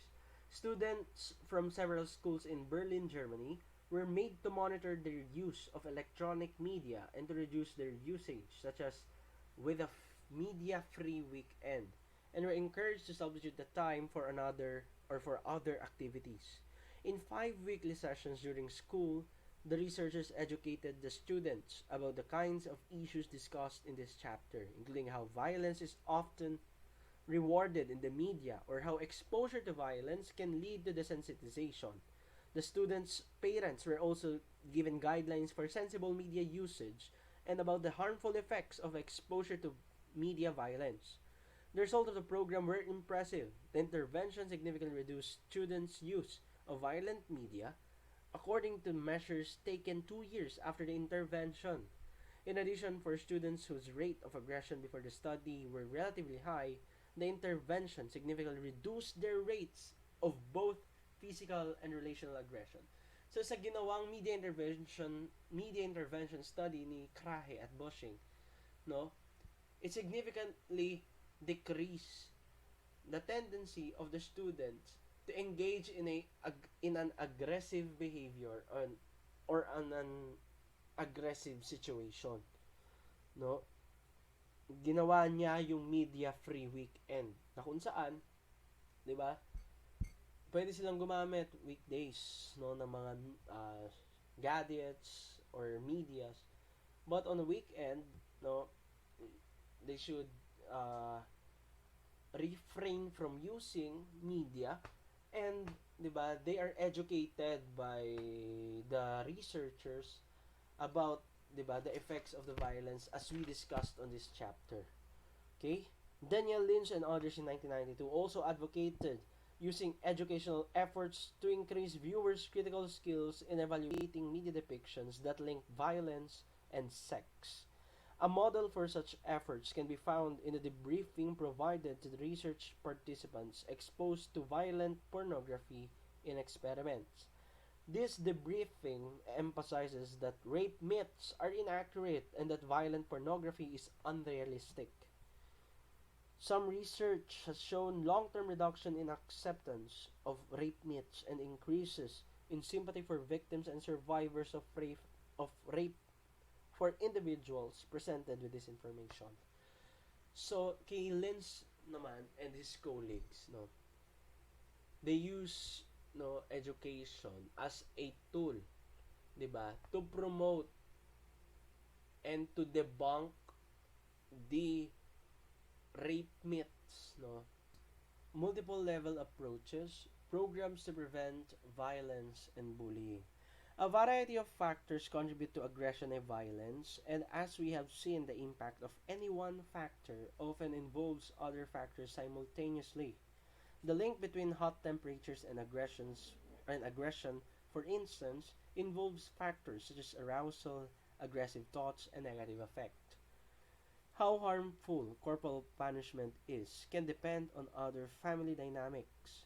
The most effective strategies for reducing aggression recognize the complexity and work on multiple levels. No? So, sabi lang dito, no, to prevent or to reduce aggression, we need to see multiple level of approaches. One of which is the multi-systemic therapy, which is one of the most successful treatment programs for violent juvenile delinquents. This approach addresses individuals' problems at several different levels, including the needs of the adolescents and the many contexts in which they are embedded, such as family, peer group, school, and neighborhood. Okay? So sa multisystemic therapy, no, they address the problem of an individual, no, on not only on his or her personal perspective, but 'di ba, on the context of his or her family, friends, uh, social groups, school, 'di ba, and neighbor. Okay? One example that is given to us on our book is a case study on Luke, no? Wherein Luke, 'di ba, uh, was engaging in serious uh, antisocial behaviors. So, imbes na yung therapist mag-focus kay Luke, no, personally, he or she applied multisystemic therapy. So, doon, through multisystemic therapy, naungkat niya yung mga problema sa pamilya, no, wherein na imbes na negative reinforcement yun na ibibigay kay Luke sa kanyang mga ginagawang uh, negative o masama, 'di ba? Positive reinforcement. Kaya tuloy siya, 'di ba? He engages, no, to antisocial behaviors kasi akala niya, 'di ba, yung maling nagagawa niya ay tama dahil nga napupunan ng positive reinforcement ng pamilya. Kaya ang ginawa ng therapist, 'di ba? Kinausap niya yung caregiver, yung lola ni Luke, 'di ba? At yung some family members para matulungan si Luke na, 'di ba, mag-set sila ng rules, ng routines, 'di ba? Para ma-understand at saka malaman yung source ng conflict. Okay? This approach of learning about and working with his family and environment along with individualized treatment of Luke produced dramatic improvement in Luke's behavior and life. Okay? So ayan, nagresulta sa pagbabago ni Luke yung multisystemic therapy. Sa book din, no, nagbigay din ng example ng effectiveness ng MST sa mga juveniles under 15, 'di ba? Tapos yung mga violent juvenile offenders and such, no? Although this type of multiple level approach takes a lot of time and resources, the money saved by significantly reducing the rates of violent crimes and in keeping these individuals out of prison far outweighs the costs. For instance, no, in one study of 176 serious juvenile offenders, MST was estimated to have saved taxpayers and crime victims between $75,000 and $200,000 per MST participant. No? So kung titignan natin, mahaba-habang proseso at magastos itong multisystemic therapy. Pero kung ihahambing natin sa laki at sa taas ng epekto nito sa pangkalahatan, no, tulad ng binigay nilang example dito, 'di ba, sa 166 na serious juvenile offenders, nakatipid pa yung country, 'di ba, yung taxpayers sa krimen, no, between 75 to 100 rather to 200,000 per MST participant. So sa 176 times 75 to 200,000 na iyon. Okay? Bullying prevention. Okay? Bullying prevention comprehensive programs that operate on multiple levels have also proven to be effective in reducing the incidence of bullying in many schools around the world. Interest in preventing bullying has skyrocketed in recent years. A generation or so ago, bullying was seen by many parents, teachers, school system, and students as just rites of passage that kids have to go through, particularly as a sequence of some high profile cases of young people driven to suicide through bullying. Attitudes about attitudes about bullying have changed dramatically, especially among school administrators. No, so actually no, siguro relate na relate tayo kung ang mga magulang natin traditionalist. Siguro they are itatawag natin mga baby boomers kasi they yung iba ha, no, they see bullying as part of life that we, 'di ba, should go through, no? Kaya nga ang description dito, 'di ba, rites of passage, ritual, no, na kung saan dapat natin na malampasan. But we know, 'di ba, that bullying, no, can lead to disastrous events such as suicide, no? Kaya dapat, 'di ba, hindi tayo nang bubuli, no? Hindi natin ginagamit ang bullying as part of our life, no?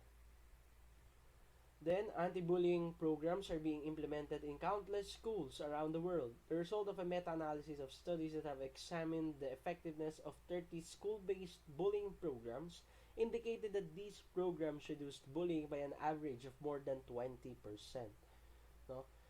This review suggests that most successful bullying prevention programs are the more intensive and long-lasting ones that involve multiple levels, including parent meetings and training, disciplinary methods, better playground supervision, school conferences, classroom management, and individualized work with the students involving bullying. So, hindi ka lang nagpo-focus sa nambully, kundi magpo-focus ka rin doon sa nakapaligid sa nambubuli, no? Na kung saan through that process mas maganda yung epekto ng bullying prevention program. Okay? Perhaps the most influential such program is the Always Bullying Prevention Program. Dan Always is a professor of psychology in Norway and is a pioneer of research on bullying and is considered to be one of the world's true experts on the topic. His research on how to reduce and prevent bullying was first implemented in schools in Norway and was a resounding success. The Always Bullying Prevention Program has now spread to numerous schools throughout the United States and several other countries, diba? And it has inspired or helped shape other programs as well. They're not intensive, multiple level school bullying prevention programs are put in place in a particular school. Other more modest strategies can help reduce bullying as well. For example, Mustafa Sahin 2012 found that having bullies in several primary schools in Turkey go through an empathy training program over the course of 11 weeks significantly reduced their bullying behavior compared to control group.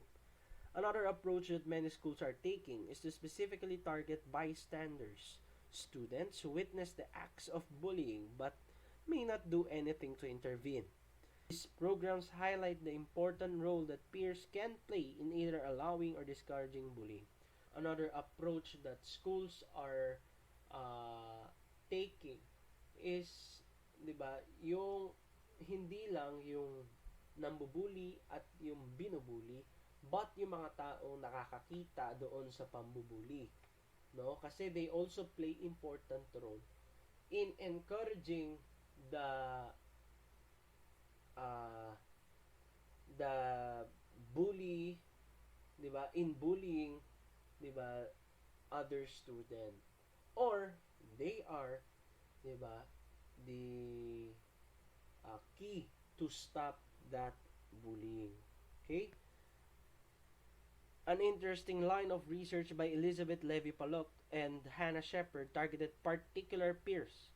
These researchers hypothesized that they could use peer social influence to make students at a high school in Connecticut less accepting of harassment and bullying behavior. To do this, the researchers used surveys of the students to identify a set of students who were the most socially connected in the school and who therefore had the most potential for social influence to spread throughout the student body. A randomly selected subset of them were then recruited to participate in an intervention program.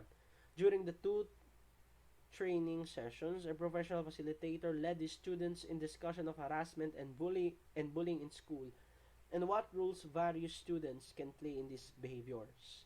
These students also prepared to help lead a school-wide assembly on the topic. They performed a skit, diba, at the assembly and led a call for tolerance. The researchers found that the socially connected students did in fact change their peers' perception of the acceptability of harassment and bullying and led a reduction in many of those behaviors. Putting it all together sa table 11.6, which you can see, 'di ba, on the screen, ayan, on the screen, 'di ba, are some of the possible steps to reduce aggression and violence that the research we've reviewed in this chapter suggests. You may not agree that all of these actions are desirable or practical, and you may prefer others that are not mentioned. What's important to realize is that there are many things that can be done to reduce aggression. And because aggression is caused by multiple factors, it is only through multiple paths that we can reach this goal. Okay, so as a closing remark, no, as our dean, no, always say to us, life is a choice, life is a decision. Our aggressive behavior, no, can be reduced by choosing, 'di ba, not, no, to react on it, 'di ba? Parang not to react on it vaguely or yung pabigla-bigla, no? To reduce aggression not only, 'di ba, on ourselves but to the people around us. No, we must always choose, no, to understand people, 'di ba? And 'di ba, to be diplomatic, no? Kung kayang pag-usapan, pag-usapan, no? At kung kaya, 'di ba, you put yourself first as discussed, 'di ba, on the empathy. Put yourself first on the shoe of the others before reacting, no? Do that. On that note, thank you and God bless.